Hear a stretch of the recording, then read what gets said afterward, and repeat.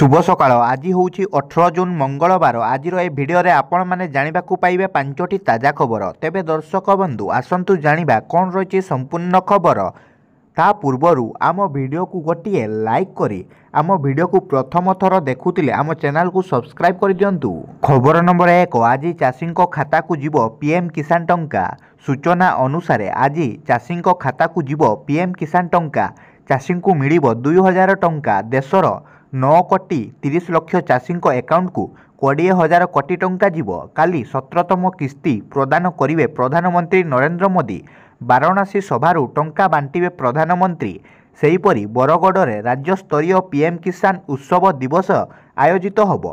मुख्यमंत्री मोहन माझी प्रथम थर पर जिला गस्त करिवे। खबर नंबर 2 सिग्नाल न मानिबारु पश्चिमबंग जलपाईगुड़ी रे train accident. Paschimbanga new Jalpaiguri Rangapani station निकट में कांचनजंगा एक्सप्रेस और मालगाड़ी मध्य दुर्घटना मृत्यु संख्या 9 रे पहुंची। उद्धार काम सरी जाइथिले भी घटना अनेक आहत होइछंती। कांचनजंगा एक्सप्रेस कोलकाता जिबा समय रे एही दुर्घटना घटिछि।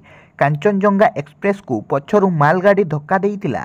दुर्घटना पर एक्सप्रेस रो 3टी बगी लाइनच्युत हो जाइछि। दुर्घटना पर रेल विभाग पक्षरु हेल्पलाइन नंबर जारी करा जाइछि। सिग्नल न मानिबारु पश्चिमबंग जलपाईगुड़ी रे ट्रेन एक्सीडेंट होइछि। खबर नंबर 3 हाईकोर्ट मुख्य विचारपति को भेटिले आईन मंत्री। सूचना अनुसार आईन अबकारी मंत्री पृथ्वीराज हरिचंदन गतकाली कटकरे हाईकोर्ट मुख्य विचारपति को भेटी विभिन्न विषय उपरे आलोचना करिसंती। आलोचना पर प्रतिक्रिया रखी आईन मंत्री कहिसंती गत सरकार राज्य रे अनेक किछि त्रुटि करिसंती। आवश्यक अनुसार तार संशोधन कराजिबो। बेआईन मद कारोबार रखिया दिगरे काम कराजिबो।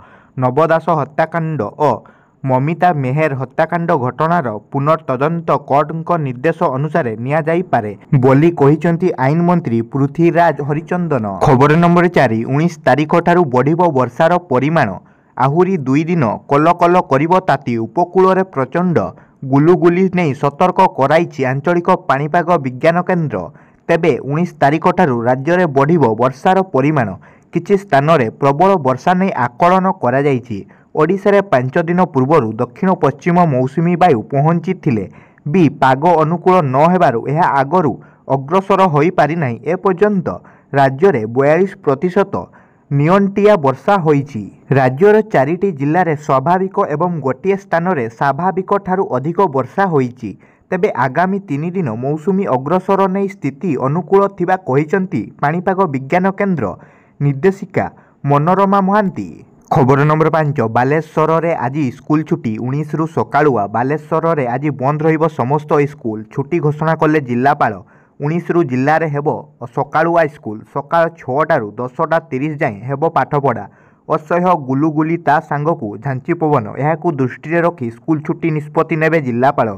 पाग को देखी स्कूल छुट्टी करिवे किंबा समय बदलाइबे